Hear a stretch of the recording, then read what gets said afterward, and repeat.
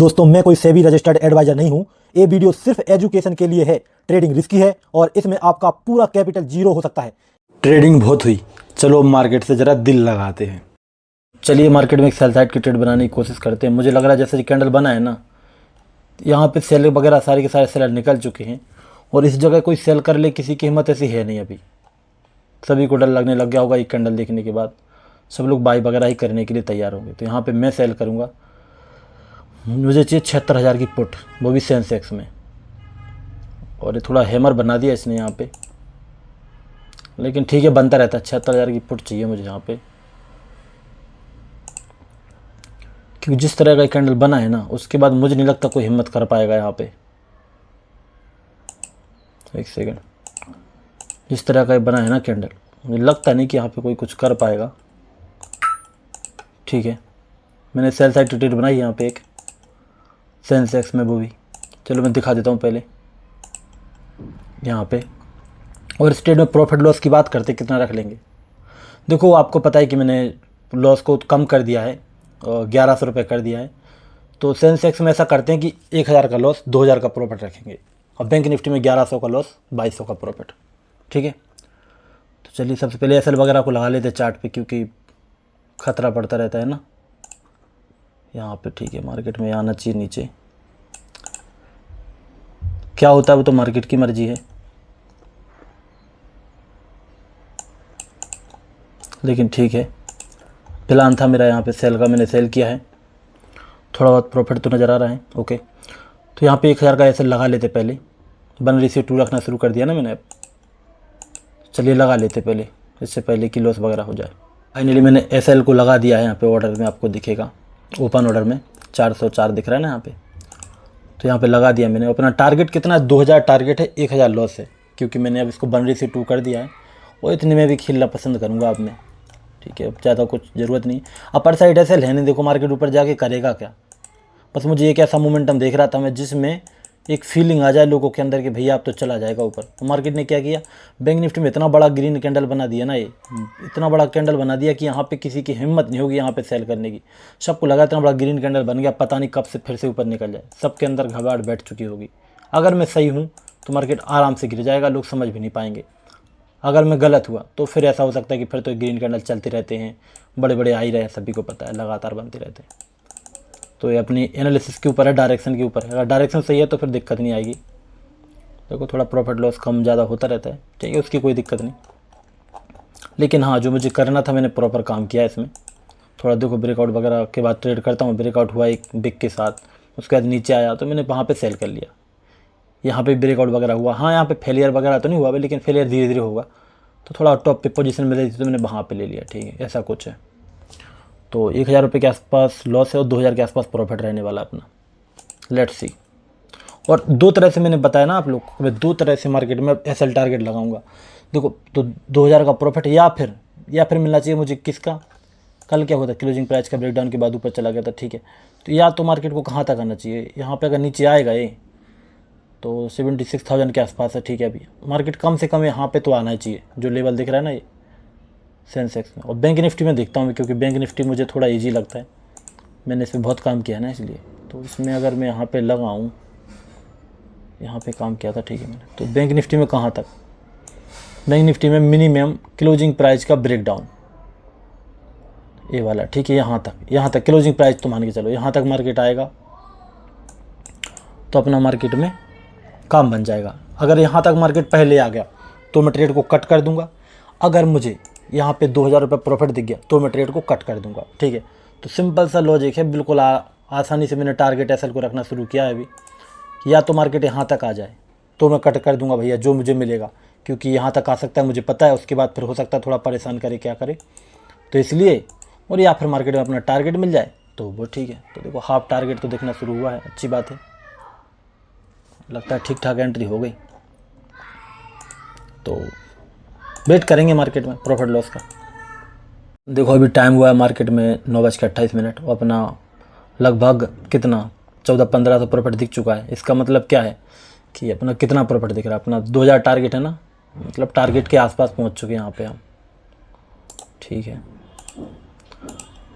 और देखो लगता है टारगेट होने ही वाला है अपना। तो यहाँ पे इसको मुझे ऑर्डर पे जाना है, ओपन वाले ऑर्डर पे इसको मॉडिफाई करना है मुझे और मार्केट पे इसको सेल करना, जैसे मुझे 2000 से ऊपर देखे। तो देखो फाइनली 2000 दिखने लग गए और मार्केट में थोड़ी तेज़ी की सेलिंग आ रही है।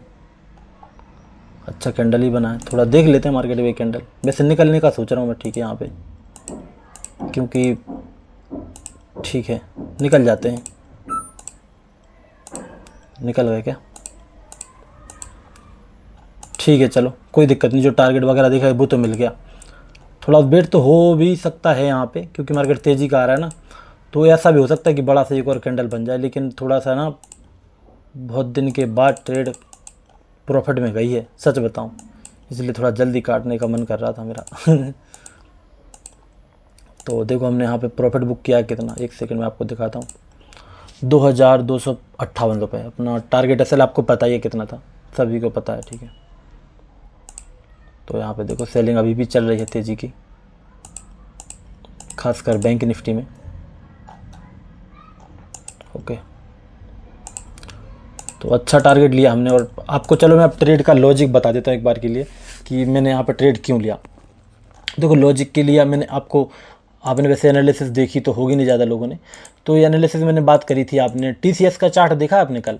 टीसीएस में क्या हुआ था कि मार्केट बहुत तेज़ी का उछाल आया था, जिसकी वजह से सेंसेक्स के प्रीमियम ऊपर चले गए थे और निफ्टी के प्रीमियम भी। तो सिर्फ प्रीमियम वाली बात नहीं, यहाँ पे नॉर्मली देखो तो मैंने बताया था कि यहाँ पे ऑपरेटर की सेल साइड पोजीशन है और मार्केट आसपास आया है, जो भी अपसाइड मूवमेंट है उसकी वजह से क्या होगा, आसपास के सेलर को निकाल चुका है। तो सेलर तो यहाँ पे है नहीं, अब मुझे यहाँ पे क्या करना है, सेल करना है। अब सेल करने के लिए मेरा एक पैटर्न रहता है देखने का मार्केट में। एक चीज़ देखता हूँ मैं, अब लोग क्या देखते भैया, मुझे मार्केट में कुछ ऐसा देखना होता है अपनी ट्रेड में एंट्री करने के लिए जहाँ मुझे लग जाए कि भैया इस चीज़ के होने के बाद अगर मुझे सेल करना है, कि इस चीज़ के होने के बाद यहाँ पे सेलर लोग घबरा जाएंगे, वो होगा जैसे ही मैं ट्रेड बना लूँगा। अब यहाँ पे क्या हुआ कि आप बैंक निफ्टी में देखोगे, यहाँ पे देखो ये छोटा होल्ड करा था, एक कैंडल इतनी तेज़ी से भाग रहा था ना ऊपर, इतना तेज़ी से कैंडल बना, इतना तेज़ी से कैंडल बना कि यहाँ पे आप देखोगे लगभग 150 पॉइंट के आसपास का मोमेंटम दिया कैंडल ने। तो इसके बाद मुझे ये पता लग गया, ये फील हो गया कि भैया जो बड़ा कैंडल बना है उसके बाद यहाँ पे सेलर वगैरह इतनी आसानी से हिम्मत तो नहीं दिखाने वाले सेल करने की। सिर्फ बायर वगैरह ट्राई करें तो करें, लेकिन सेलर की हिम्मत नहीं है, क्योंकि इतना बड़ा कैंडल बन चुका है ऑलरेडी। तो यहाँ पे सेलर वगैरह डर चुके होंगे, ठीक है, नॉर्मल सी बात है। जैसे मुझे पता चला मैंने फट से यहाँ पे सेल कर दिया, यहाँ पे सेल किया, कौन सा कैंडल था वहाँ, यहाँ पे सेल किया। जैसे मैंने सेल किया मुझे एक तरफा मोमेंटम मिल गया, टारगेट मिल गया, बस मैं निकल गया। अब आप बोलोगे भैया आप तो बैंक निफ्टी में ट्रेड करते हो, सेंसेक्स में क्यों किया? क्योंकि मेरे पास कैपिटल नहीं था ना। ठीक है, कैपिटल थोड़ा कम था, 23,000 के आसपास, ठीक है, अभी 25 वापस हो जाएगा, तो 23,000 के आसपास कैपिटल था, इसलिए मैंने मजबूरी में बैंक निफ्टी को ट्रेड ना करके सेंसेक्स में किया। समझ रहे हो? अगर बैंक निफ्टी में करता तो मे भी उसमें भी प्रॉफिट बन जाता। जैसे कि अगर यहाँ पे मैंने एंट्री कहाँ पे ली थी, मैंने ली लगभग 9:21 पे। 9:21 कहाँ पे है? अच्छा ये वाला, हाँ यही तो कैंडल है 9:21 का, ये वाला, ये रेड वाला 9:21 पे एंट्री ली मैंने, ठीक है। अगर इसको मैं 9:21 को लगाऊँ यहाँ पे आसपास के प्रीमियम से 55,100 है, तो 55,000 का अगर 55,000 का अगर पुट भी लेता तो क्या होता, एक बार आपको दिखा दूँ, वरना आप बोलोगे टारगेट नहीं मिलता, क्या होता। अगर 55,000 का पुट देखें यहाँ पे हम बैंक निफ्टी का, और यहाँ पे हम इसकी मेजर करें एक बार के लिए 9:21 से, तो क्या हमको प्रीमियम में टारगेट मिलता कि नहीं मिलता? 9:21 से लगा लेते एक बार के लिए। तो कोई ये 9:21 ये वाला यहाँ पे लेता अगर मैं, तो मुझे आराम से 80 पॉइंट के आसपास कैप्चर हो जाते। तो 8 दूनी 24, 80 पॉइंट, 8 24, मतलब 2400 के आसपास टारगेट मिल जाता मेरा। इसका मतलब है कि ना बैंक निफ्टी के हिसाब से और सेंसेक्स के हिसाब से, दोनों के हिसाब से सही है। अभी ऊपर अभी भी नहीं जाने वाला, ठीक है, जिस तरह का दिख रहा है, जाने नीचे ही वाला है। ये थोड़ा बहुत लोगों को हिम्मत दे रहा है, परेशान कर रहा है, लेकिन मेरा टारगेट मिल गया तो मैं निकल गया। तो ऐसा कुछ काम किया हमने, और मैंने आपको बता दिया कि मार्केट में क्यों हमने ट्रेड बनाई थी सेल वगैरह की। धन्यवाद। देखो कुछ चीज़ें ऐसी होती हैं जो हमारे दिमाग से काम नहीं आती, दिल से हम उसको काम में ले सकते हैं, ठीक है। मैंने मार्केट से दिल लगाने की कोशिश की, दिल से समझने की कोशिश की। मुझे मार्केट ने चीख के बताया कि यहाँ पर ट्रेड कर भैया, तेरा प्रॉफिट होगा। अभी मेरा माइंड से ठीक हो चुका है, प्रॉफिट के बाद नहीं, वैसे ही। तो आप लोग भी ऐसे मार्केट से दिल लगाओ, सीखो। और मैं चलो नॉर्मली आपको बताता हूँ, ठीक है, मजाक मस्ती बहुत हो गया। प्रॉपर लॉजिक था। आपको पता है कि मार्केट में मूवमेंट आपने भी देखा होगा TCS का, कि मार्केट आया तेज़ी से ऊपर गया था, प्रीमियम वगैरह बहुत हाई बढ़े थे। आप एक बार उठा के देख लेना चार्ट, तो प्रीमियम बहुत तेज़ी से अपसाइड गए थे, तो इसका मतलब है दूसरे लोग सेल करना जो कर रहे थे वो निकल चुके थे, तो आराम से मार्केट सेल में जा सकता था। प्रॉपर लॉजिक था। सेल का लॉजिक मैंने आपको बताया कि मैंने क्यों सेल साइड का ट्रेड उस जगह पे एंट्री बनाई। एंट्री का लॉजिक क्या था कि मैंने आपको बताया कि मुझे एक ऐसी चीज़ चाहिए मार्केट में, कुछ ऐसा हो जाना चाहिए जिससे मुझे ये पता लग जाए कि यहाँ पे दूसरे लोग यहाँ पे सेल नहीं कर रहे हैं, या तो उसकी ओपनिंग में पता लग जाए ऐसा कि जहाँ पे लोग सेल ना कर सकते हो। अगर ओपनिंग में लोगों को लग रहा है कि सेल हो जाएगा शायद, तो फिर मार्केट में कुछ ऐसा मोमेंटम हो जाए जिसकी वजह से लोगों का सेलिंग में डर बैठ जाए और फिर उसके बाद मैं सेल करूँगा। इसी को बोलते हैं फीलिंग, और क्या। तो धन्यवाद दोस्तों वीडियो देखने के लिए। मिलते हैं फिर हम लोग नेक्स्ट वीडियो में।